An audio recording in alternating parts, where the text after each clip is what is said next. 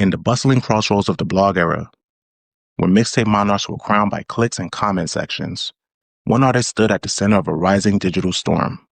His pen was sharp, his cadence was nimble, and his ambition was loud enough to echo from DC to the far corners of the internet.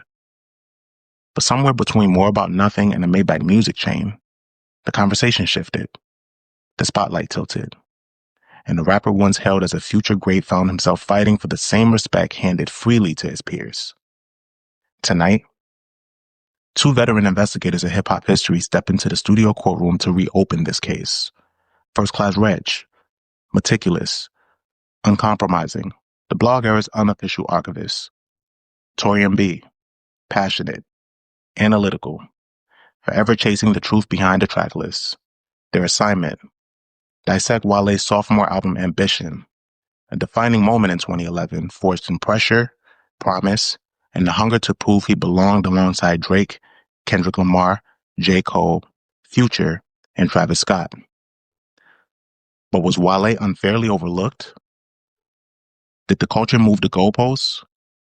Or did his career path carve a parallel lane the public never valued properly? These are the questions. These are the records they'll examine. These are their stories. Dun dun. Welcome to another episode of Rap in Order. I'm First Class Red. And I'm Torian B. And happy holidays. Yes, the holidays are upon us. Bro, the way this year flew, it's crazy. Tell me about it. I've been a dad for a year. Yeah, man. By the time you guys get this episode, we'll be a week away from Mav's birthday. Yeah, Mav's first birthday, which, man, bro, it's insane. Thanksgiving I was over here. Mm-hmm. Thanksgiving ate good. Torian, traditionally always chefs it up. Try. So that was good. What else has been going on? Okay. I guess the most popular thing is going on. Let's just rip the Band-Aid off. The Diddy documentary. Yeah. I watched it twice. Oh wow. Okay. I'm big on YouTube, so a lot of these stories I've already heard, and because my parents and some relatives are adjacent to Puff or some of his associates. All right, quick story. So I met Mark Curry in 2004. Okay. At Justin's in Atlanta, at Puff's restaurant. My dad used to work security at Justin's, and my dad was like, "Yo, that's Mark Curry." And I was like, "Mark Curry?" I'm like, "The comedian?" And he was like, "No." But I'm thinking about his name is Mark Curry. Mark Curry, yeah. Right. So I'm thinking about hanging with Mr. Cooper, and he was like, "No, Mark Curry, he signed the Bad Boy." And then I forgot that he's the random light skinned nigga in the "We Ain't Going Nowhere" Bad Boy for Life song. Yeah, he was right? He had the last verse. Right. Mm-hmm. So and my dad was like, and then he also wrote that song for Puff with the Godzilla soundtrack. And it's funny because I think I'm the only person on the planet that even likes that song. I like that song. Right? Because I thought the video was cool. Right. So long story short, as I'm sitting there, right, and I'm an impressionable kid, I'm like, oh wow, this is really cool. I listened to this man talk about how Puff is a piece of shit in Puff's establishment at Justin's. Oh, he was there talking about it. Talking about not obviously not this, but basically saying how he was going to write a book and how Puff owed him money and explaining that he's been around how long he's been signed a Bad Boy and stuff like that. So I'm a kid, so I just got nosy. So I'm at my dad's job because I came to see him. My dad's working the door. I don't have anything to do. I can't drink alcohol, so I'm just there. I got my free food because he worked at Justin. So I just listened to this nigga talk about Puff the entire fucking night. Bro, I was fucking mind blown. I was like, yo, this nigga's freely talking about this nigga in his restaurant. Right? Damn, what year was Bad Boy for Life? That was Bad Boy for Life 2002. Yeah. So it was just funny because I was just like, damn, I thought I knew the Locks was mad shit. But I didn't know this was a recurring thing. Mm-hmm. So I say all that to say, I've had a fascination with learning things about Puff since I was younger. So, knowing that the Kurt Burrow story, I actually knew that story. I also knew the Tim Dog story. I think that there was a lot of things that got glossed over. in the story, and a lot of people that were like involved in his life. But I get it. Like they just wanted to just get straight to the bottom line of what the story was. Mm-hmm. But I think that and then some people probably weren't willing to talk about. Yeah, I would have loved if Mace was in there in some way, or if they just showed. They could have showed like some old Mace stuff of Mace not getting along with him. Yeah. Remember when Mace rushed the station and was like, "Yo, get me out my contract, Yeah. get me out my shit, just sign this." Yeah. I felt like that could have been included. I don't think Mace would have done the. I don't think Mace likes how he's been, the way it was brought about, this documentary for 50. So I don't think Mace would have done that, but I definitely think that Mace thinks all of this shit is hilarious. Yeah, for sure. And I think he's gonna find his own way to address it. Cause it's the elephant in the room right now. Yeah. I think he's gonna find a way to address it on his show with Cam. Yeah. You know, a lot of the women that told their stories, like I felt really bad for Aubrey O'Day. The first woman that told her story, that worked with him, you know, hearing like, you know, what his first baby mother had to deal with Misa, and like what she still did. Clark. Yeah, Capricorn Clark. And it's crazy because I didn't realize that like up until like he got arrested, him and KK, the other young lady that testified against him, pretty much were in contact. Like she was literally helping him, trying to help him figure out stuff for the trial. Oh, interesting. So even I was wondering too, remember when he was on the phone with his current girlfriend at the time? Yeah. And he was like, "Yo, I'm about to go deposit this check." Like, I wonder where she is. Like, what's her whereabouts? I just think that's crazy because that's another thing. Like, I understand that like when you got like a ridiculous amount of money, like there's things that like women will tolerate. But like, do you realize that like pretty much like Kim Porter has been around through like multiple women? J-Lo. Yeah, all of them. Like all of them, right? J-Lo, Cassie, Young Miami. Like she's always kind of like been, well, no, she passed away before Young Miami. But like she's always been like the constant, and like he always goes back to like they have children together and stuff like that throughout all these times. And then like you hear the story that like they had. So I've heard the story before about how Puff got like addicted to painkillers. They had a fight, and the story that I understand from Gene Dealers is that she was like a screwdriver to like jamming into his wrist basically to get him to stop fucking with her. And so like, you know, like basically had like almost like killed him. So that's how you get on painkillers, and it's unfortunate that usually will happen to celebrities. Like he drank, but he was never like a drug abuser. And like, it was great. It was just funny, like learning that early on, he didn't drink and he didn't indulge in none of that stuff, smoking, none of that shit. And something like that was what kind of pushed him over the edge. Yeah. My mom told me the reason why he's called Puff Daddy is not, but I always thought he was called Puff Daddy because of weed. When he was called Puff Daddy, because when he was a kid, his temper, when he was a kid, he would get mad. He would like puff up at people and shit like that. And I was like, that's hilarious. Well, they call him Puffy, not Puff Daddy. He changed it to Puff Daddy, but I think that's mad funny though. Like, like I'm thinking like, damn, like, you know, like his name is like, he must smoke a lot of weed. I never even, when I was a kid, I never thought about why that was his name. It was just like, that's his name. And then the East Coast, West Coast thing. And, you know, the lure around Diddy, like this documentary was so well put together because it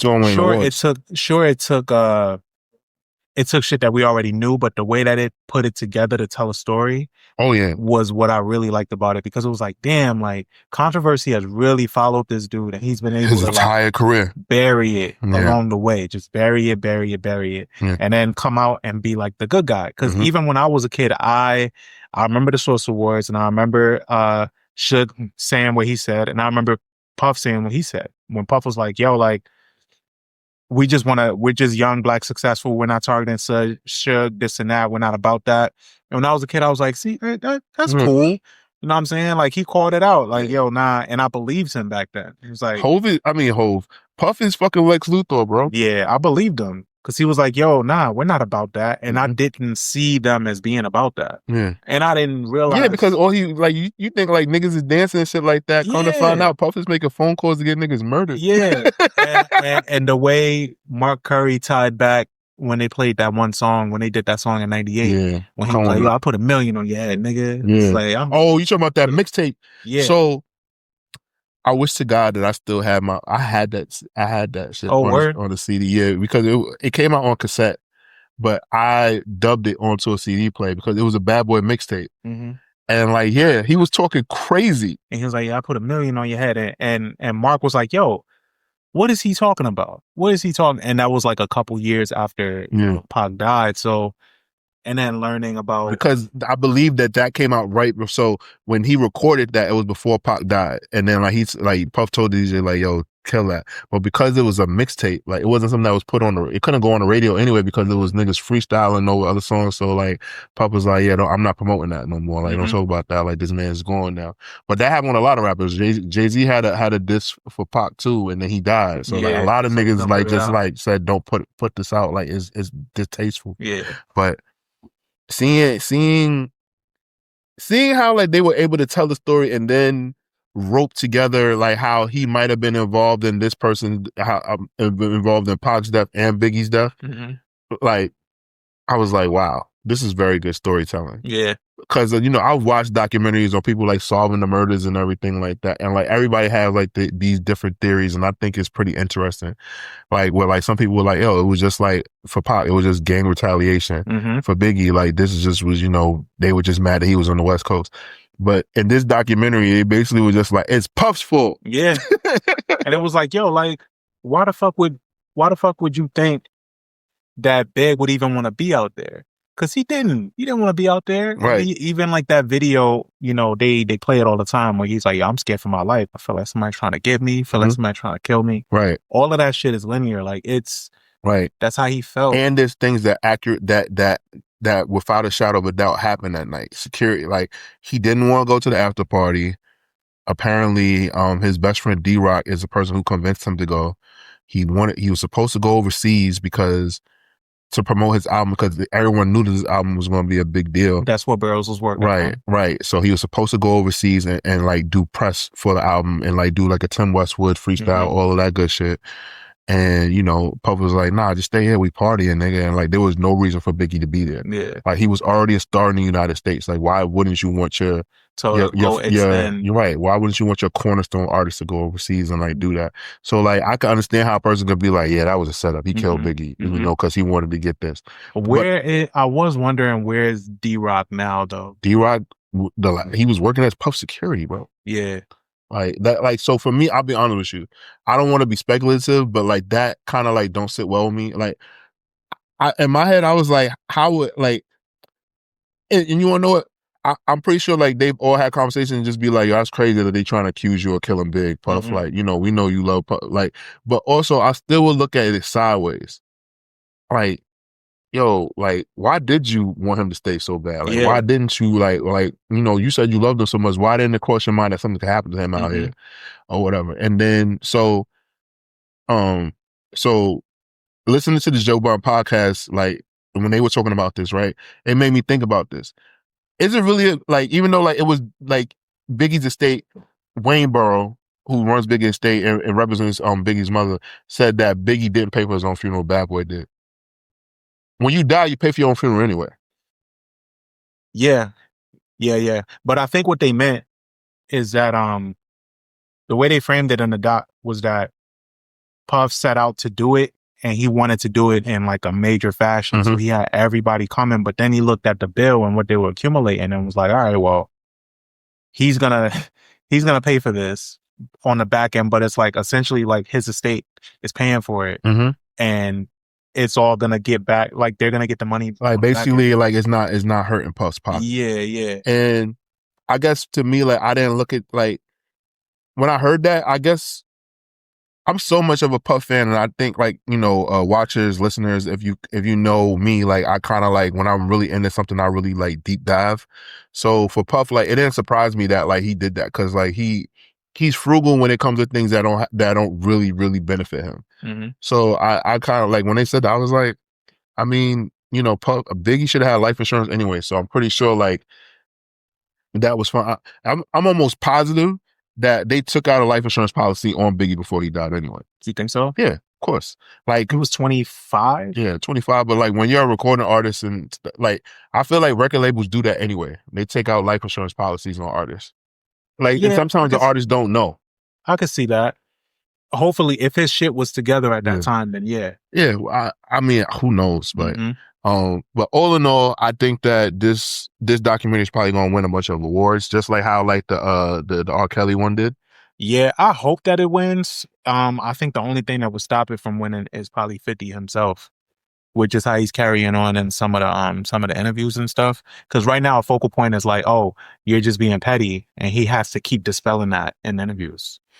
Yeah, I think there's a deeper, darker criminal link. A lot of people tie it just to his son's mother, Daphne Joy. But I also forgot that Puff had well, it's rumored that Puff had issues with his former manager Chris Lighty, who he looked at like a family member. So like, you know, it's a lot more deeper than that. But like people looked at Andre Harrell. People looking at Andre Harrell a little different now too, from this. Like that he could have probably had something with Diddy. I saw some people talking about that. People said that my whole life. My whole life, people always said Andre Harrell and Russell Simmons were gay. And I just be like, I mean, yeah. Heard that. So next up, I wanted to talk about this whole Netflix buying Warner Brothers thing. Right? So me being working, like being in the Screen Actors Guild and like hearing like what a lot of people have to say, they're not happy about it especially like for writers and for filmmakers, because one, it kind of monopolizes the market as far as like negotiating, like, hey, I want to sell my script to like this major, you know, film studio, but if this film studio pretty much houses, you know, almost 80% of all of the offices that I can go to, how is it helping me? And then also a lot of people are scared that like Netflix is going to, like, just like how Netflix put Blockbuster out of business, they're going to put the movie theaters out of business. So like that's something that like I had to like really like take in and just be like, wow, that's realistic. What's your thoughts on it, especially as somebody that's like in that industry? I want to see like how further it goes, because it's like I don't know if, I guess like I got to see like how our contracts get negotiated, because based on like something being theatrical or being on streaming or whatever like that might pay us more or less money. It might fucking benefit us. It might make us fucking more money. So it's like, to me, like I just would like to like understand like the bottom line. Like I understand for writers why it fucks them, but I would like to know like for actors, how does it affect us? Yeah, okay, so that's a good call out, because what I was gonna say too is along those lines. I think I do want to see more. I don't want to automatically assume that it'd be bad. I mean, I still love going to the movie theaters. I think right now what we're moving toward is like, for example, like the biggest movies. I mean, One Battle After Another did pretty well. Sinners did pretty well, but they didn't have that long at the movies. I think the longest that a movie stays in the theaters now is 3 months. No, weeks. Well, no, successful movies. Oh, like successful. Okay. Sinners, Sinners was in there for at least 3 months. Okay, and still, it came out of theaters in 3 months. Okay, so like it was successful, but came out at that time. You know, when we was kids, you know, it stayed, especially a good successful movie. Titanic, remember, nigga, Titanic stayed in the movies for almost a year. Yeah. And that's because also on the supply and demand part of it, it's like, oh, niggas are still seeing this. We got to keep this in there. And it gives them more time to print out and make the physical media that's going to be going home with these people.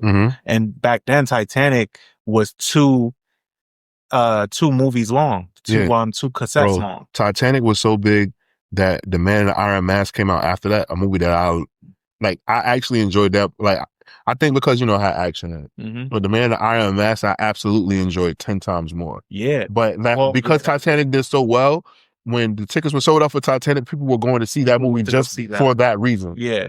Just to see a Leo movie. Yeah, just to see Leo. He was that big, bro. Crazy. So like, a lot of people are blaming it on Netflix, and I think it's just the way of where media is right now, and they're just keeping up with it. Like, sure, they help shape it, but it's also just the way people are consuming things. People binge now. It's like, you know, I think it's just like, all right, word, y'all like this, and they're just hyper fixated on that. Okay. You know, I mean, it's scary that they own a lot of shit now, bro. Like, think about this. Like, on certain levels, like, okay. My other question, right? does that mean HBO Max, like, do all these streaming services, do they just go to Netflix? So from what I understand and what I read in the agreement is that HBO, that's still going to be its own app, but I think it's still going to have some type of existence on Netflix. It's kind of like how Disney Plus, if you notice, because we'll talk about this trailer later too, the Paradise and everything. I was watching the Paradise trailer the other day, and I noticed in the top right corner, it says Hulu on Disney Plus now. It don't just say Disney Plus or it don't just say Hulu. Top right corner, it says Hulu and Disney Plus. And I'm like, why the fuck? This is crazy. Like, because it was a Hulu original series. Yeah, bro, it's too much. So like now everybody is kind of merging together, and it's like, well, where are you all gonna exist? But at the same time, if I go on Disney Plus, I can watch Paradise. Right. If I go on Hulu, I can watch it. Right. You know. I see what you're saying. They're just in the middle of a conversion. Yeah, it's just too much. It's too confusing. Sometimes I miss cable. Yeah, same. My old ass. My mom still has cable. I still have cable too. Yeah. Because like, we're recording on a Sunday, but for you guys, I'm sacrificing watching football to record. There you go. Okay. So let's move on from that. Your Detroit Pistons are playing very well. Yeah. I remember you used to be a Bulls fan. Pistons won again. I remember you was a Bulls fan. I was a Bulls fan. I was a Derrick Rose fan. Okay. I'm fucking with you. Yeah, I was a Derrick Rose fan. I like Derrick Rose. And at the time, the Pistons, Pistons weren't doing so well. Pistons had a lot of years where we just weren't doing well. And I think right now, the Pistons, the Lions, the Tigers, like doing pretty well. So the city in general is doing really well. And I'm going to be there at the end of the month, and we have a fucking RoboCop statue that I'm going to go see. That shit is crazy. That's crazy. Yeah. Detroit, Cade Cunningham is really him. I remember when he came into the draft, it was either him or Jalen Green, and Cade Cunningham definitely won. That one, I like Cade Cunningham a lot. My Lakers are doing good right now. I'm very worried about LeBron. Mm-hmm. I just saw an image where like LeBron is walking around with one shoe on, and then he has on like a sandal. Mm-hmm. That's sciatica. He needs foot surgery. He's needed foot surgery for some time. No, bro. Like like thinking about like I don't. This is what happens when like you have a career as long as he's had, but it's crazy because it's like, what happened to all that $1 million spent on your body shit, LeBron? Mm-hmm. You motherfucker. Like, get it together, man. This is our shot to get a chip this year, man, and you fucking it up. Yeah. Like, so yeah, I'm a little perturbed with LeBron because I'm just like, yo, man, like, what happened to that $1 million a year you spend on your body in the off season, bitch? Yeah, he never confirmed the number himself. Yeah. It's been widely reported that he spends at least $1 million on his body. Have you heard that, like, teams are vying for Giannis Antetokounmpo's services? What's the top team? He picked two major markets, obviously New York and LA. OKC, the number one team in the NBA, probably has like, if I'm Milwaukee, probably has like the best bang for their buck because they have like a lot of first round draft picks from really bad teams. So we'll see. I think that it would be nice if he can come to the Lakers and we can pretty much get him for like next to nothing. Like we can keep like our like core main starters. But I mean, I don't think like a lot of teams want to see the Lakers succeed. So I don't think Giannis is going to come to the Lakers. Yeah. But I think right now they're trying to. I think the league is more of a young man's game now. Oh, absolutely. Than it's been in a while. Yeah. So that's why even. And people are still getting adjusted to seeing that. That's why, like, even last year, the finals, the viewership wasn't that high, but I feel like it was a very entertaining finals basketball-wise. It was. I think it's just people getting used to the new guard of stars. Yeah. I think that, like, when I remember, like, because of my age, like, the last time I remember, like, the guard changing was 99 to 2000. So 98 Jordan retired. Yeah. And then like that was when like Iverson, I was gonna say Vince Carter, Kobe, like those guys started becoming like the faces of the league and becoming like the new guard of the NBA. Like that era. Finals with the Lakers. Right. Yeah. So I think that was like the last time that I remember that. And like, everybody was comparing it to the 90s and like, what it was like in the 80s and shit.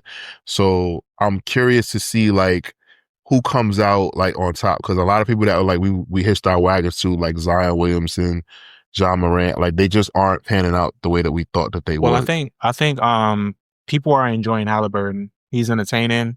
Okay. He's young. He is. He's a fellow wrestling fan. Yeah. So like he enjoys the whole heel thing right now. Mm-hmm. That nigga rushed into surgery, which was great. Yeah. He went to surgery the next day. So did and so did Tatum. Yeah. Like, I'm just curious to see like how, you know, the next crop of young NBA talent like goes into like leading things and stuff like that. But because we got some people that are like really bubbling right now. You know, Anthony Edwards. Yeah, Ant-Man. I think Ja Morant has been kind of just like stiff armed. A lot of niggas, and he can't stay healthy. Yeah, it's just not looking. He talks way too much shit to kind of like be on the bench. On the bench as much. Yeah. But let's see. Okay, next thing I want to talk to you about. Let's talk about your Apple Music replay. Yeah, let's pull it up in real time. All right, cool. So, I'm gonna get mine up too. All right, let's see what we got here. All right, so what you want to start with? Top artists? Yeah. All right, so my top artists, let's do top 10, right? Yeah. All right, so number 10 for me was Kendrick Lamar, and then number 9 was Malice. So that's the thing they did with Clips too, right? Because they grouped them all as separate artists. So number 9 is Malice, number 8 is Pusha, number 7 is Clips. It just makes no sense. And then number 6 was Westside Gunn. Number 5 was Drake, because he's like on my workout playlist a lot. Number 4 is 2 Chainz. Number 3 is Freddie Gibbs. Number 2, Larry June. Number 1 was Alchemist. All right, so I'll go through mine real quick. Number 10 most listened to artist was Lil Wayne. Number 9 was Kanye West. 8 was Freddie Gibbs. 7 was Jay-Z. 6 was Malice. 5 was The Alchemist. 4 was Kendrick Lamar. 3 was The Clips. 2 was Drizzy Drake. And 1 was Pusha T. Interesting. Yeah. That's a big jump between Malice and Pusha on yours. I'm surprised. Because I guess like I was only listening to Let God Sort Them Out. Oh, okay. So that would just make it Malice, right? In Malice's verse. Yeah. But I go back to My Name Is My Name and then Daytona a lot. And Daytona is such a quick listen. Like Daytona is like, oh man, it's great. So I listen to like Daytona is a weekly listen for me. Okay. Like, I love that album very much. But those were my top artists. All right, so top albums, I got number 10, I got Hills Have Eyes 2. Number 9, I got Rochelle Jordan, Through the Wall. Really, really great album. Number 8, I got Daniel Caesar, Son of Spurgie. Number 7, Larry June and Cardo, Until Night Comes. Number 6 is Salt, The Acts of Faith. Number 5, Glockavelli, Key Glock. Number 4, Cal Banks, for that Rada album. Number 3, Let God Sort Them Out. Number 2, Life Is Beautiful, Larry June, 2 Chainz and the Alchemist. And number 1 is Alfredo 2, Freddie Gibbs. Okay, I was a little similar. So number 10 for me is Hills Have Eyes 2. Number 9 is The Last One. The last one, who's that? Gunna. Okay. Oh, 1. Okay. Yeah. We have 1 with a W. Number 8 is Reasonable Drought by Stove God Cooks and Rock Marciano. I think that's because I really wanted to make sure I got the album for that episode that we did. Yeah. Number 7 is Am I the Drama by Cardi. Number 6 is Kiari by Offset. I really enjoyed that album this year. SOS Deluxe Lana by SZA. Nice. Number 5. GNX number 4 by Kendrick Lamar. I Am Music by Playboi Carti is number 3 for me. Wow. You really fuck with that one, huh? So you want to know what's funny? Remember when we did like our half year albums of the year? Yeah, halfway. And then you did 60-Second Verdict. Yeah, on it too. Yeah, and so I don't know if you remember. Like I went back and watched it, and you were shocked then when I was I Am Music. Like I kind of get it. Okay, right. And then number 2 is Like God Sort Them Out, and then number 1 is Alfredo 2. Interesting. Okay. Yeah, I listen to Alfredo 2 a lot. Yeah. All right. So while we're here, are you prepared to list off your top 5 albums of the year? I mean, if we're going by this, right? No, I don't think this counts. You don't think this counts? No. All right. So I can go with Alfredo 2, Life is Beautiful, Let God Sort Him Out. Damn, that's where it gets. That's where it gets choppy. Those three are in there for sure. Okay. Let me see. What you got yours? I do have mine. I actually do. Am I gonna put this in order? All right, so my top 5 rap albums from 2025 go like this. Starting at number 5 is Starline by Chance the Rapper. Great comeback album. Cabin in the Sky. Like, I think that like what De La Soul did with this project via Mass Appeal was amazing. For them being hip hop legends and still being able to like rap at this level, I really appreciated it. Like, you know, I know this is a recent album, but like I really I'm really into it. Number 3 is God Does Like Ugly by JID. Yeah, I really enjoyed that project too. Number 2 for me is Alfredo 2, and number 1 is Let God Sort Him Out. Okay. So that's like how I rounded it out. And like while Rez double checks his, I'll just give you also my honorable mentions.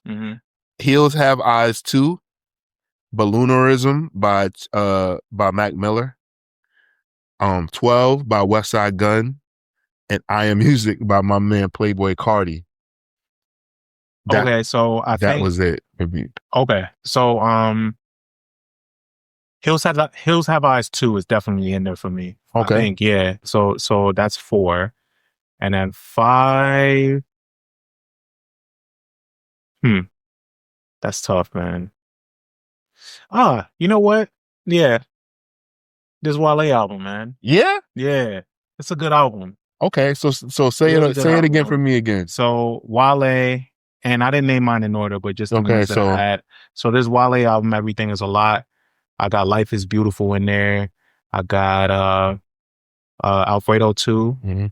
I got Hills Have Eyes, and which one? Hills Have Eyes 2. And Hills Have Eyes 2. Okay. Yeah. And damn, you don't gotta Let God Sort Him Out? Oh, and Let God Sort Him Out. Oh, I'm about to say, okay. One, yeah. Okay. So no particular order, but that's my 5. Okay, cool. That Wale album is really good. Yeah. I guess like I will put that in my top 10, but I guess for like, I was listening to the Wale album and the De La Soul albums at the same time, and I was proud of Wale, but I was prouder of De La Soul.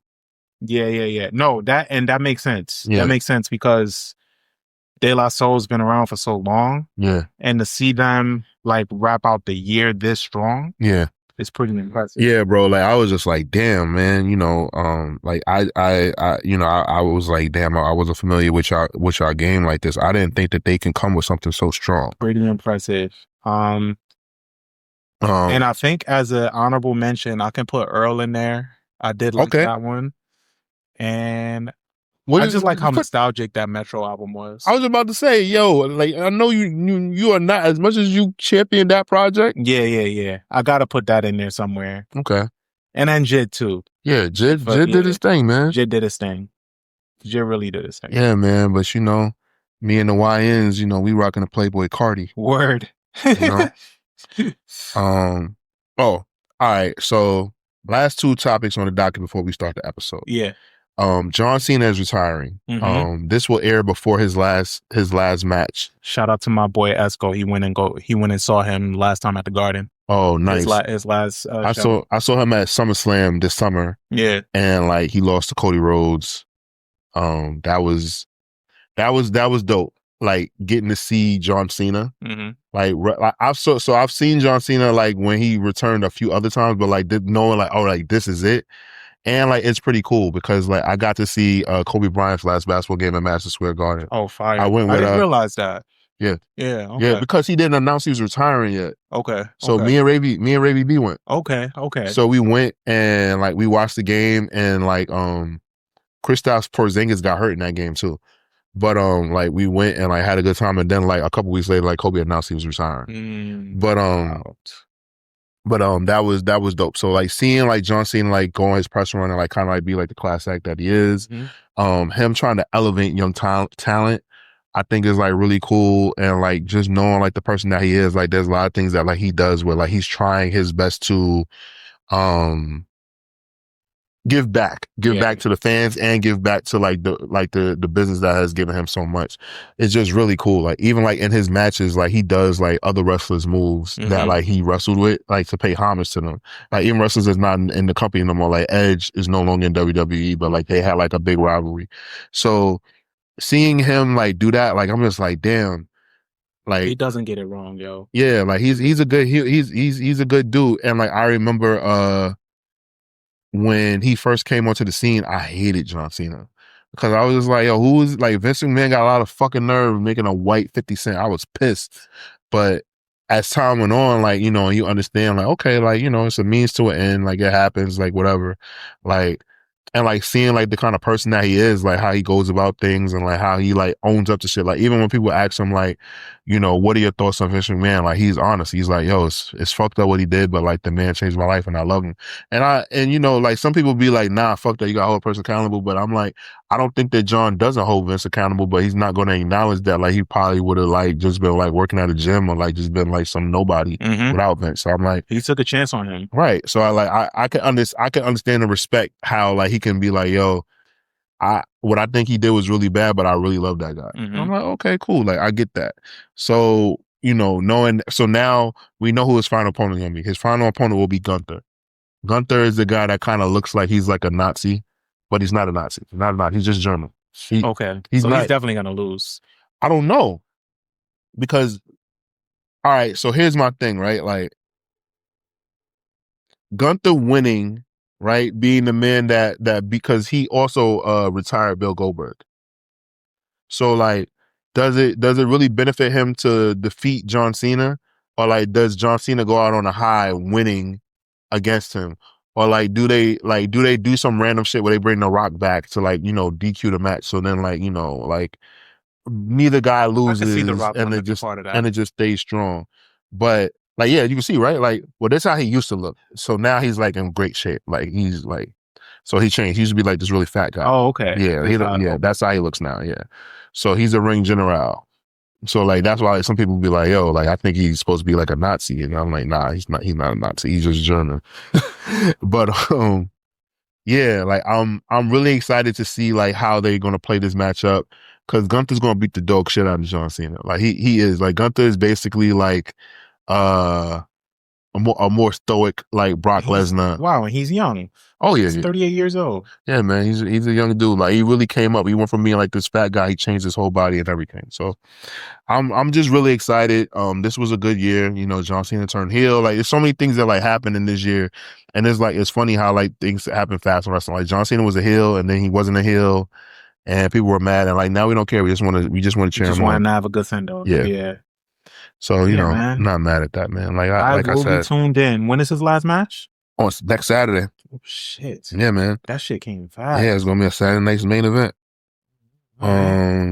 Okay. And let's see. Oh, last thing to talk about. 2 new trailers came out this week for 2 shows that we both really like. Yeah. The Boys and Paradise. Which one you want to talk about first? So we can talk. Damn, I didn't watch The Boys one. Okay, so we don't got to talk about The Boys. We can talk. We could talk about Paradise. Because like I said earlier with the whole Hulu Disney thing, but what I am looking forward to is seeing him going after his wife, because that's going to be a main plot point. His wife pissed me off. I feel like he shouldn't have went after her. Yeah, he should have just kept Bone and Shorty that was in the bubble. That's gonna, she was, she was all right. Yeah, she was all right. But that's going to be a main plot point. But obviously, as we know with Paradise, there's always some type of twisted ass thing that happens. Yeah. Yeah, I'm excited to see it. I don't know how the season is going to go, but the first season, fucking right away. I would have fucking stayed, bro. Man, you would have stayed in the bubble? Yeah, fuck it.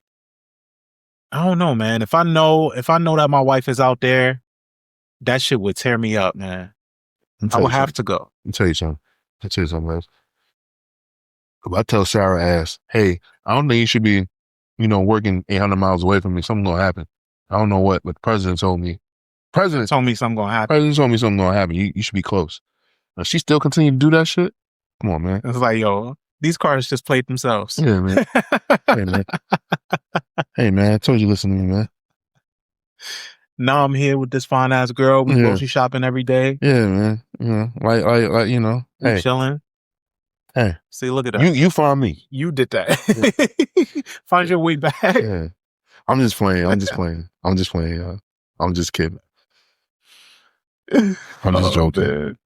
But yeah, no, I'm looking forward to it. And regardless on whether or not I've seen the boys trailer or not, it's gonna be fire. I already know that. I didn't really. How was Gen V? I didn't even watch it. Gen V was good. You should binge it and watch it. There's certain points in there where you're just like, all right, this is overkill. Like I feel like they could have expanded on more characters, but like I enjoyed it. Like I thought the plot to it, there's a plot twist with the villain. Yeah. And it and it's like, yo, like I did not see that coming. Like so that was pretty good. All right, yeah, I'm gonna check it out. Because I did like the previous season. This is their second season. This is right? the second season. Okay. Yep. Yeah, so now it's leading right into the boys, but we'll talk about that another time. But yeah, let's get into started. This album then, huh? Yes. And shit. Well, coming off of talking about wrestling, this is one of like the day one fans of that lore of wrestling. Has his own tournament to even celebrate it. This guy hails from the blog era. He's been able to, even though hip hop has seen so many faces during the era that he came, he's been able to cultivate like a fan base that's loyal to his sound. From the sneakerheads to the people that are into wrestling, like I mentioned, to the poets and whatever. I feel like this guy could have existed in that neo soul era. Absolutely. Music. He could have absolutely been a Soulquarian. Yeah, for sure. And we're talking about Wale. Wale has lived so many lives in this space. And like I said, he's been able to be loyal to his fan base, he didn't really venture out as much. I feel like when he first came onto the scene, he did, because his first single was with Lady Gaga, but he found quickly like what worked for him, and he stuck to that, and made new fans along the way. So this album that we're getting into is Ambition. This album was like his quote unquote crossover, only because he got a major deal. He was with under Rick Ross's Maybach Music group imprint. And a lot of Wale loyalists at the time, I remember, didn't really like that. They were like, Rick Ross, that's too commercial. It's going to interrupt his sound and this and that.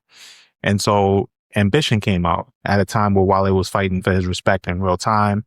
Industry wasn't fully sold on him after Attention Deficit, which was his debut. DC felt like he drifted. Critics were more interested in the narrative around him than the work. So he did what most greats do, when the outside noise gets too loud, he locked in, sharpened the pen, bet on himself. And when this album came out, I think on the surface, it got some mixed reviews, but I think it birthed one of his classic singles, which is Lotus Flower Bomb. Yep. And, I think from there, Lotus Flower Bomb is what helped give Wale his sound of like being the go-to for R&B and rap collabs. And like, he just had a way of doing it that like, of course it existed before him, but nobody really did it like him. Yeah, he did it very well. Yeah. And sorry to cut you off. Wale is an enigma to me, because like for a person to be so talented, to be so in tune with like rhythm and like making music and songs, I was very like kind of like thrown off like at how like pretty much like certain people didn't like take to him. And like sometimes I wonder like, was he too talented? I that's the only way I can look at it. Like I'm like, yo, he has like some artists, like they focus on one thing. And I think for Wale, like he was too talented too early. Like he showed too much. He showed his hand too early. Like I think like he should have waited to like show like his layers of like what he can do. Because take somebody, and I'm not calling him a young Andre 3000, but when we first met Andre 3000, like, we was like, all right, introspective, lyrical guy. And then like, as, their status grew, like we saw more of him. Well, Wale, like we kind of like got a lot of that stuff early, like of like where he can go with it. And I think like people couldn't like pigeonhole him in one thing or like what they thought of him. And I think that just made it harder for him to like break through, because people didn't know what to make of him early on. I agree. I think Yeah, with this album, like I said, it came out in what was that, 2011, November 1st, 2011. So we're just right off of the anniversary of that release. It had some big time producers on here. You had Lex Luger, you had T Minus, The Business. I wonder what happened to The Business. DJ Tonk and Diplo was on here. Right. Got guest appearances from Rick Ross, of course, Lloyd, Neo, Big Sean, Miguel, Meek Mill, Kid Cudi, and Jeremiah. Right. And the album was supported by 6 singles. That Way, which was also on an MMG compilation album, the Self-Made album. And the album debuted at number 2, selling 164,000 copies. So it was pretty successful, and it went on to be certified gold. Right. And like of his freshman class, like he actually is the most successful and the most relevant, right? Because you got to think he was on that cover with B.O.B., Currency, Asher Roth, and Charles Hamilton. I think when I first saw that cover, I definitely thought Asher Roth and B.O.B. would still be here right now. I thought Asher Roth would definitely still be here because, he's white. Right. And so I thought he would get the extra push, but he became more of a recluse. Yeah. It seemed like fame just wasn't for him. Yeah. And B.O.B., I don't have a good answer about what happened with B.O.B. Yeah, because he had some big songs. Yeah. He had some really big songs, and then he was a flat earther. That's what happened. Okay, there you go. That answers my question. Yeah, he was a flat earther. But like it just became like that, and then it like, okay, so like of his freshman class, like, his longevity still proved it, right? But like I wrote some things down, like where I was like, damn, Wale probably got like the label like where he was lyrical, but he wasn't framed as a lyricist. He made hits, but he wasn't labeled a hit maker. He had personality, but people made fun of his sensitivity. Yeah. And because he responded to criticism openly, people treated him like the emotional one. And like, and then like, he wrote poetry and things like that. Like they basically like nonstop kind of like, made him like the poster child of that. Like I forgot who made the joke like of like, bring back Def Poetry Jam for Wale or something like that. I forgot like people making like fun of him. Yeah, remember that time when he was at a wrestling show and they said, one of the announcers said something about him and he went back there in the middle of the show. Was it a wrestling show? I thought it was wrestling. It wasn't wrestling. Oh, I know exactly what you're talking about. It was like, it was like it was a Wizards game. Okay. And somehow he heard the broadcast. I don't know if he was in the booth or whatever, but he heard the broadcast. Went back there. And he approached homie. Yeah. In the middle of the game. Middle of it. And everybody was like, Wale's so emotional. But it's like, yo, when you think about that, it's like, yo, what would you do? What would you do? You hear somebody talking shit about you and you within earshot of it. Yeah, I get it. It's just one of those things where like, and also like, I don't think that they would do that to other rappers that he felt like he was on their level, whatever like that. Because he's just had a lot of things that he's reacted to in a bad way, and it's made people look at him a little different. Like even after this album came out on, I think it was, which album was it? The Gifted, I think. Yeah. And it wasn't ranked the way that he thought it should be. And he called Complex. Well, yeah, because they kind of, like they were shitting on him. And I guess he was trying to build, like, this is when like I learned that like artists build relationships with publications. And he pretty much like pulled the curtain back. Yeah. And like let it be known, like, yo, like we have a relationship, we have a rapport. Like they're not supposed to like do this. Like they know that this can this can like make people think that like my shit sucks. Yeah. Or whatever like that. But they promote Cudi all I was just about to say, that's what made me realize that they have relationships with publications, because the way that they used to pump Cudi back then. Yeah. I was like, bro, he hasn't dropped anything in forever and he's on the cover of Yacht magazine. Like, what the fuck is this? You know? And that was like something that was like really intriguing to me. Like, oh, like this is what they do, like with certain artists, and there's certain artists where it's just undeniable. Like maybe like their team is like really good at public relations, or like they have like a deal. And then some artists are just like darlings, and like they can just charm everybody at the office, or like kind of do that. Yeah. And like it was like, oh wow, like that was something that like I thought like was. It just fascinated me to like learn that, like, oh shit, like, yeah, you can have a great album, you can have a great song, but like if that publication don't fuck with you, it don't matter. Curtains. Yeah, that's true.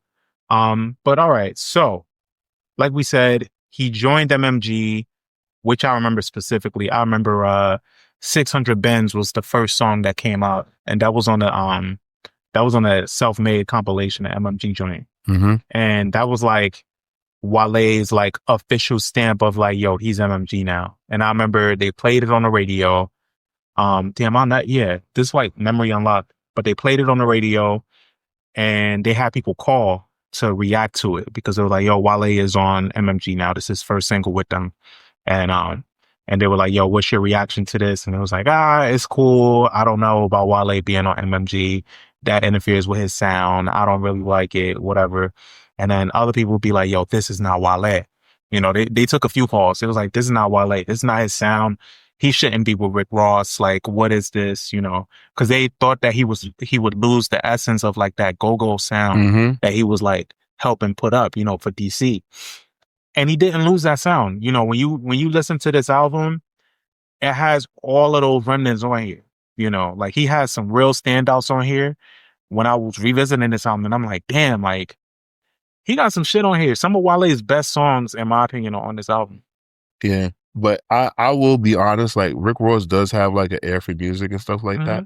But I really would like to understand like why, like what was the issue with like somebody like Kanye West or Pharrell, kind of like bringing him in, especially Pharrell because DMV area. Like I like that never makes sense to me. Like why not? Like because with Pharrell, he wouldn't have been pigeonholed. He would have been able to make whatever kind of music. I understand why people had that vision because they were just like, all right, Meek Mill and Rick Ross makes sense. Why does Wale make sense? And then like, you know, Wale letting me know like, well, I'm from DC, like it's dangerous there. Like I see a lot of that shit as well. But I just think like prime example, if Nas would have had Mass Appeal at that time, it would have made sense to people. Yeah. You know, like it just, I just think that him and Ross, because their careers, like the beginning of their careers were so close together, like people looked at it like, yo, you basically signing with your peer. You're not signing with somebody that's like that further along than you in the industry. But a lot of people don't know that like Rick Ross was like a ghostwriter and like, has been in the music industry for a very long time. But what I liked about the pairing between him and Ross was that it gave him more exposure because Ross was on fire at the time. But then two, it didn't seem like Ross interrupted his sound. It seemed like he really just let him do. And that's what I used to like about Ross back then was that like when he signed or aligned with somebody, he didn't really interfere with what they was doing. At least that's what it seemed like.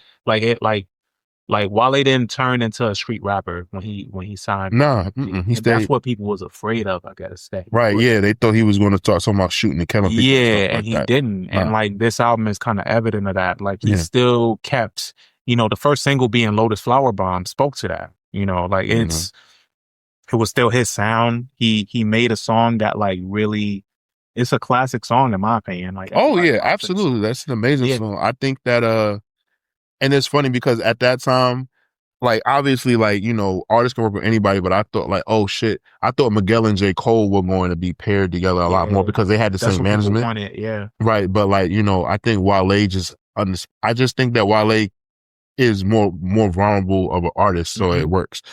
But to get back to Ross, like there's a quote where Ross told Wale like, "Your star, act like one."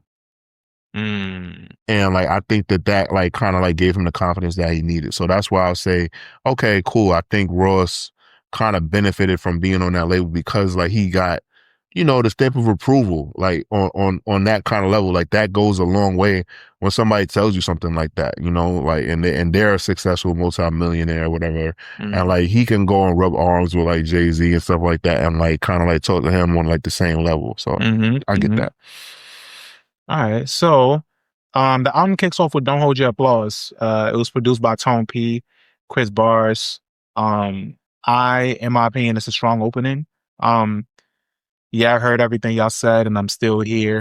That's a big statement for him. You know, I think what Wale did with this album was he had a lot to get off his chest. It was like he took what people said and the way that he moved from there, he refined it because attention deficit, even though, because we reviewed that on here and we all agreed that it wasn't a bad album. I think the time frame of it just wasn't the best time frame. And it was like, yo, who is this dude out of DC working with Lady Gaga out the gate right now? Like it's just, and Lady Gaga wasn't even a big name yet. Right, she was on the come up, right? Because I think Poker Face had just dropped, and like so it was on the rise. And then like it became her star just really she just skyrocketed, and then he was still kind of on the come up. It put him in this weird spot because it was like she kind of just trampolined over everything, you know. I just think that Mark Ronson just didn't know what to do with a rapper. That's fair. Yeah. I just think, Mark Ronson didn't know what to do with a rapper. Like, I think he liked Wale and everything like that. His intentions were great. But I think he didn't know what to do. But it's crazy, though, because he was at Interscope. Like, you know what I'm saying? Like, and I was just like, damn, like, Dre, nobody could have just took him, like, you know what I'm saying? And just let him do what he's doing or whatever like that. But, you know, it happens. He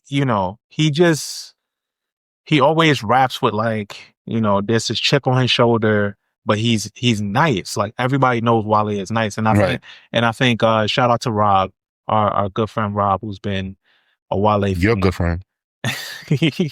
Your good friend too. But he's a Wale, I wouldn't say Wale apologist, but he's a Wale super fan. Yeah. And you know, I think Wale's fans really just understand, kind of like Kanye loyalists, like it's like they could see through the bullshit of like him getting in his own way and really know what he means. Yeah. You know, when you're fans of people like that, it's like, it could come off like you're making excuses for them, but it's like, nah, I'm just really tapped into what he really means. You know, like I know what he means.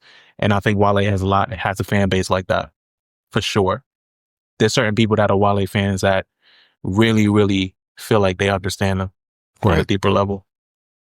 But after that, because this album kicks off pretty solid. Double M Genius, braggadocious, MMV style flex. You know, the first hint that he feels, you know, at home with Ross. That's definitely what that is for me.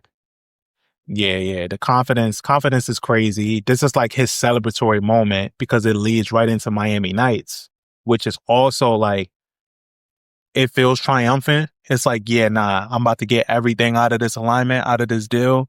It feels like a big moment. Right. You know, and it keeps going too.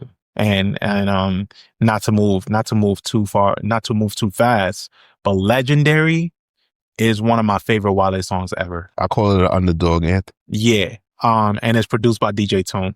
The drums on that shit, like, oh yeah, top of the dome fitting on the lyrics. Like, it's just so like them Tone drums, man. Man, I miss hearing DJ Tone. I know he's still around, he's still doing his thing, but you know, that T.I. era was special for me too, with DJ Tone. Oh, tell me about it. But yeah, Legendary feels boisterous. It's a moment. It feels like it could have been, I want to say it was an NBA Finals song at one point. I think so. I think you're right. I think it was. Yeah. I think you're right. Yeah. And rightfully so, man. It just feels like such a boisterous moment. And then of course we lead into the single, which is Lotus Flower Bomb, classic Miguel. Classic rap and R&B collab. Record. Remember when that thing happened between him and Kai Cenat, where Kai didn't know who he was? Right. And then did you ever see the follow-up to that?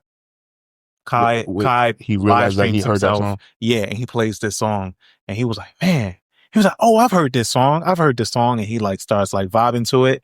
And I'm like, yeah, man, cut Kai some slack, bro. He's mad young, one.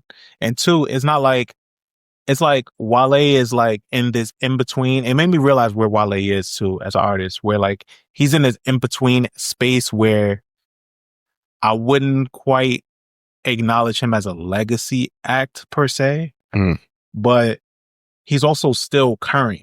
I don't know, but also just not as consistent. He didn't become as big as his peers. He's not as big as Cole, Drake, Kendrick, Future, or Cudi. Yeah. So a lot of songs, Kai would absolutely know all those people. Right. So and for me, it was hard to understand that, truthfully, but also like I've been around since he came out, and when even with like older artists, when I was a kid, like music was explained to me, maybe like, you know what I'm saying, like he might have heard songs, but it's not, his mom was like, that's Wale. Or you know what I'm saying, like every kid has their different experiences, but like I know like a lot of my music discovery was on Sundays when my mom would clean. So like I would be like, oh, what song is this? Or who's this? You know, or what's their name? Or sometimes my mom would just yell out their fucking name. Temptations, y'all better go ahead. Yeah. You know, shit like that. Yeah, so shit like that. So, you know, that maybe that's changed. Maybe that recipe has been lost for the new generation. I think it has. So like, so even to your point of bringing that up, I think a lot of the new generation, with them not knowing music, I think our generation just gets upset at them. Right. Like, yo, how you don't know this? But it's like, damn, we really just have to pass this down. That's the only way they're gonna know. We grew up not knowing a lot of things, but it's like, you know, I grew up with my mom using certain music as cleanup music. So like, she would play Brandy's first and second album, and I knew it was time to clean. She would play Monica, Before You Walk Out of My Life, or, you know, Angel of Mine. Like, she played the first album and the second album too. It was like cleanup music. It's Tony Braxton's first album, and like, she would tell me about who these people are. And I don't think that's happening for the younger generation. Right, you're 100% right. We're just, because the millennials, like, we're stuck in our way of like what we like, and we just hold it close. And it's like, yeah, find your own shit. Like, find what you like. But yeah, there's a separation there. For sure. Yeah, it be happening, man. Yeah. So let's see. The next song is Chain Music. Mm-hmm. You know, gave it that swag and that bounce. You know, Wale, you know, talking about gear and fashion, something that like he's very much like, you know, entrenched in that culture as well. Mm-hmm. Like, even to the point that like where like he gets to like premiere fucking sneakers for Nike and shit like that, or like he helped make there's two shoes that I give him credit for making popular, and that's the Ant-Mans. I think that the Ant-Man ones were popular sneakers, but like the way that he was styling them and showing people how to wear a basketball shoe was like, I give him all the credit for that. And then those new GT Forces that Nike has coming out that look like a hybrid of Hyper Dunks and Foam Posite. Oh yeah. That he wore. Like he basically he puts on a masterclass of how to style certain outfits. And I think that's a talent. Because some people can't pull it off. Like, I remember, like, there's certain basketball sneakers that like are coming out that I want to get, and I'm just like, I don't feel like wearing sweatpants every day. Or whatever, yeah. Because that's what it goes with sometimes. Yeah. That's what it goes with best. Chain music is a great example of how Wale balances his like his appeal as like this guy that's like entrenched in like poetry type music, like being out there like on the street level, but like not. There's like people that exist in that plane with him, like a Big Sean, or, you know, but they don't rap about shooting and gangbanging and nothing like that. If they rap about that, the extent of it would be, yeah, I got some niggas that'll do this. Right. You know, but, and then, which is also funny enough how Drake started out. Right. Like, yeah, my niggas will do this and that. I got people that'll do this. Right. So a lot of shit that Drake switched up. Yeah, Drake switched up on that, but I think that's just kind of like the price of fame where he's at. But Chain Music is a great example of that. And then we talked about Kid Cudi, and he's featured on Focus. That shit went platinum for me on my iPod. I wish I remember. You remember the night I lost my iPod? Nah, I was dealing with a breakup, child, and I went out one night to apartment 78 at old hangout spot. Oh, that was the time you lost it? Yeah. And I told Reg, I'm getting fucked up tonight. Oh, yeah. Damn, I didn't know you lost it that night. I remember when I lost my iPod. It was there.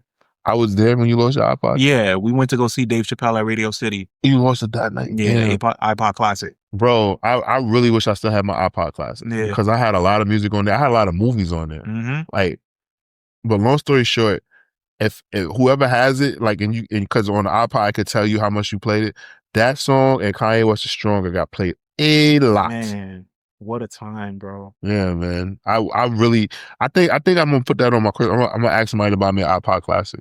Yo, and they're not going for bad pricing right now. I think you could find a good one untouched on eBay, like the YouTube version. Remember the YouTube version? Yeah. With like the red on a dial. It's like one. I think it's crazy that like, I'm gonna be honest with you. I think it's crazy that Apple like doesn't like sell them still. Like, I think that they. I think it's just Apple don't want people to be nostalgic with technology. I notice. Yeah, they just want forward thinking. Yeah, they want to move on. It's like remember when they took away the disk drive? I was like, what the fuck we gonna do without that? Right.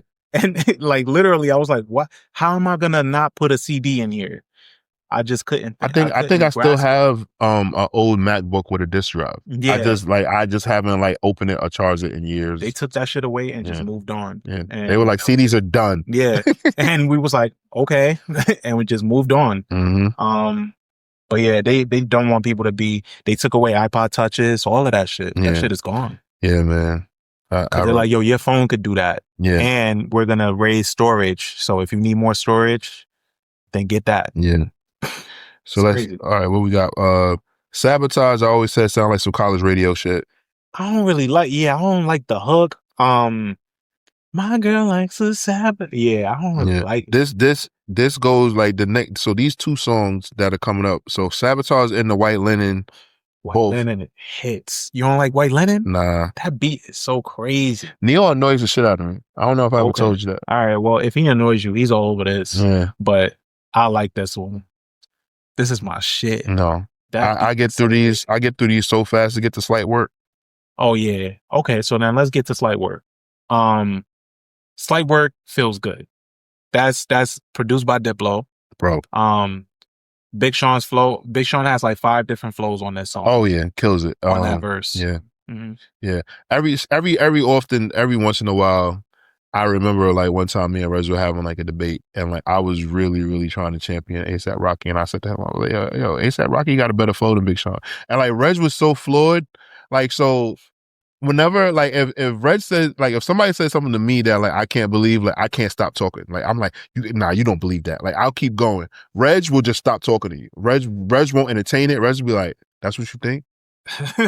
Like, he'll say that, and then you'd be like, yeah, okay. Like, and like, I'll never forget that conversation because, like, and I think I was, I'll tell you what I was wrong in. I like A$AP Rocky's confidence, how he raps, and he has wrestler confidence. Yeah, like yes, he has wrestler confidence. Like he has the belt, he's the champion, he's walking around with it.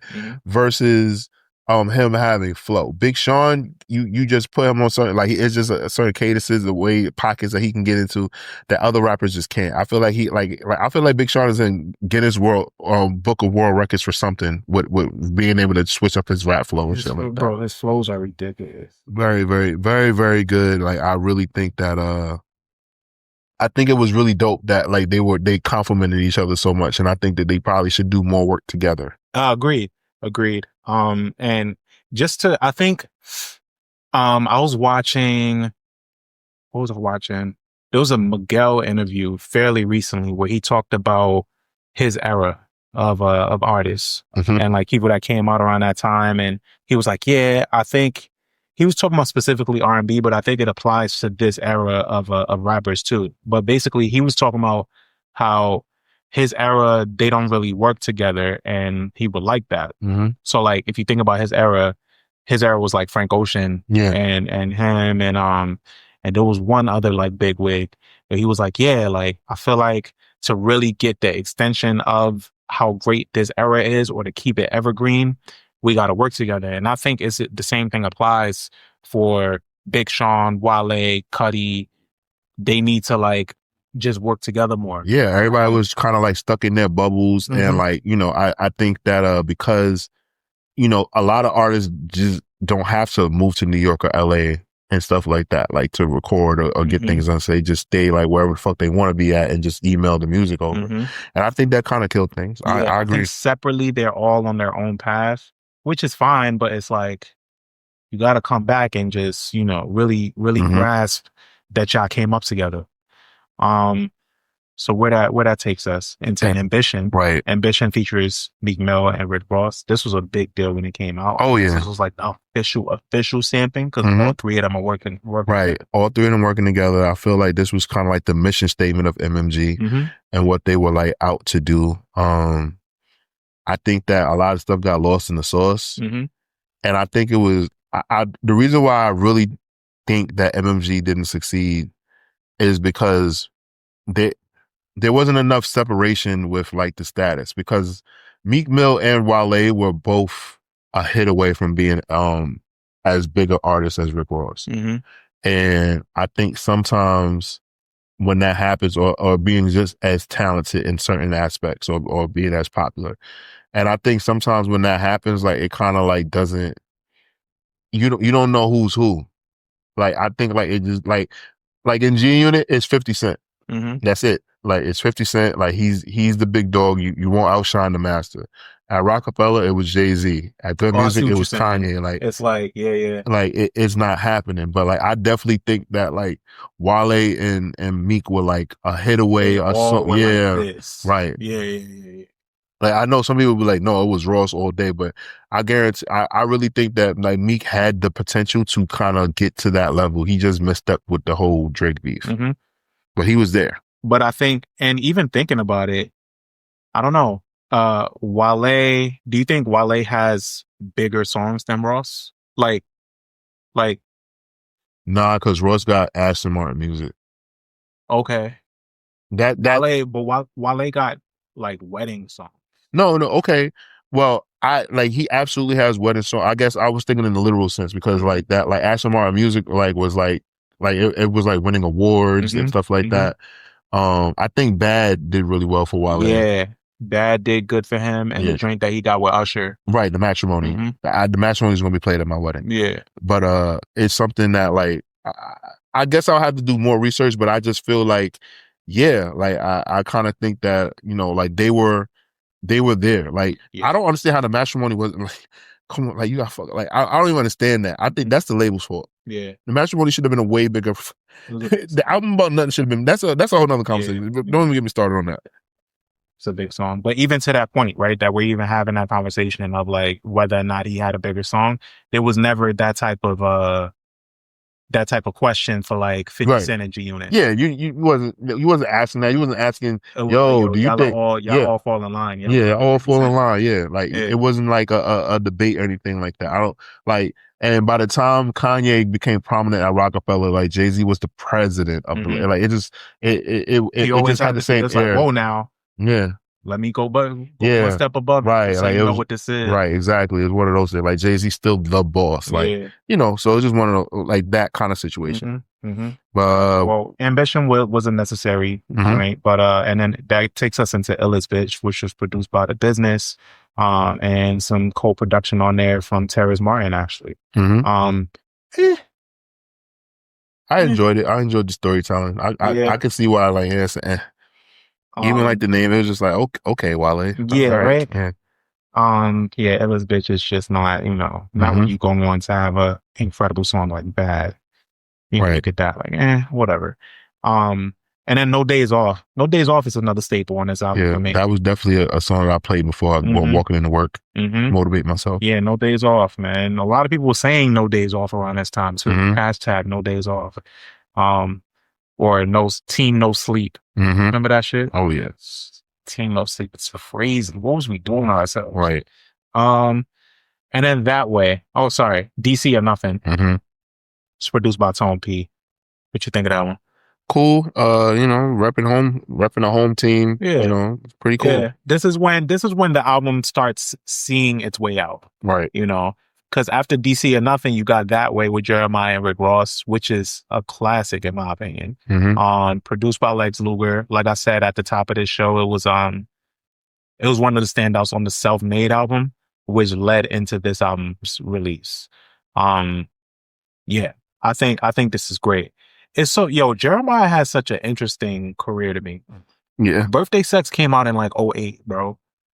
And he's been around almost 20 years. Yeah, industry dudes like him, though. Yeah, like he has one album. Yeah. He has one album, one full-length album. And he's been able to just stick around. He's a hook guy. Comes out, does his thing. I think the most recent thing he's on Game's newest album. He be on shit. Yeah, he's just one of them niggas that him and BJ's a Chicago kid. Yeah. And even BJ dropped the album like 2 years ago. I mean, so it was pretty good. But yeah, he is in that vein. Okay. So 15 tracks, Ambition. 2011, you fast forward to now, Wale got a new album out that people really, really seem to like. And it's starting a lot of good conversations for Wale again. But where do you rank this up? How do you have this album? What's your verdict? So this is a top 3 Wale album for me. Mm-hmm. I definitely think that this is like one of his 3 best albums. I won't go through the whole ranking thing, anything like that, guys. But this project, I give a 3.5 out of 5 waffles.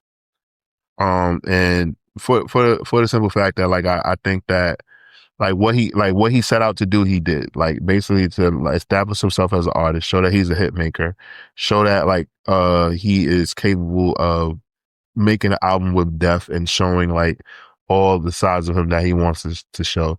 He was able to stand toe to toe with some of the best rap lyricists that he could like get next to for this album. Mm-hmm. And like his like, and also show that like he can like cater to like women in these songs. Mm-hmm. So it kind of just like worked out in his favor in that sense. And I was just like, all right, cool. Like, you know, he had like, he did what needed to be done to build, like lay down the foundation for his career to span this far now. Mm-hmm. Like he's approaching 20 years in the game. So I think that that's great. Like, because like there are some artists who like, you know, that were on the freshman cover with him that got 1 album and that's it. Yeah. Or just never got started. Like if you would have told me back at that time that Charles Hamilton wasn't going to be like one of the biggest stars of the next Kanye West. Brooklyn Girls, I ran that song. Yeah, man. You know, like you wouldn't have been able to tell me that. Mm-hmm. Like that was just something where I think, you know, Wale kind of like separated himself from like just being a blog era rapper and like being pigeonholed in that, like being stuck with the cool kids. No disrespect, I love the cool kids. I love Sir Mikey Rocks and I forgot all homies' other name, but I love the cool kids. But I'm like he could have been left in that era and like pigeonholed in that, and he wasn't. Like so, I think that's good. He kept going, man, and he stayed true to his sound and elevated. I think I can comfortably give this album. I want to also say a 3.5. Okay, we agree. 3.5 is a comfort. It's a comfortable spot for this album to exist. 3.5 out of 5. I think he hit the mark with this album for sure. Okay. I think he showed he didn't really move too far away from his sound. I think he amplified his sound. I think with signing with Warner Brothers and under MMG, I think he was able to. Warner Brothers is such a trigger word these days too. Yeah, Warner Brothers, right? I think he was able to really, really just pour money into the backing. Like he got some really great features on this album, but none of them seem out of place. You know, like it makes sense for him to work with Big Sean. It makes sense for him to work with Kid Cudi, like Ross, Meek Mill. You know, those are label mates. So like he really just zoomed in on like what he was trying to do, and he did it, man. I think this album is solid and his discography, and it gets forgotten about. I think it does. You know? Well, most people hail Ambition as Wale's best album. Really? They do. Yeah. Okay. Like when I talk to people, like LaShawn thinks that. So when for Wale's new project, a few people were saying that this is Wale's best album, and LaShawn felt very offended by them saying that. Yeah. Shout out to my boy Vinny actually, because he randomly FaceTimed me yesterday and was like, "Yo, what's up with you and Tori?" And I was like, "What you mean?" And he was like, "Y'all haven't," because he's from Baltimore. So he's like, "Yo, y'all haven't talked about my DMV homie. Y'all haven't talked about the legend Wale and his new album, because I went to your page and I checked." And I was like, tell him that's my fault. I'm actually meant to do a 60-second verdict, but I have not made the time to do that. I actually might still do it.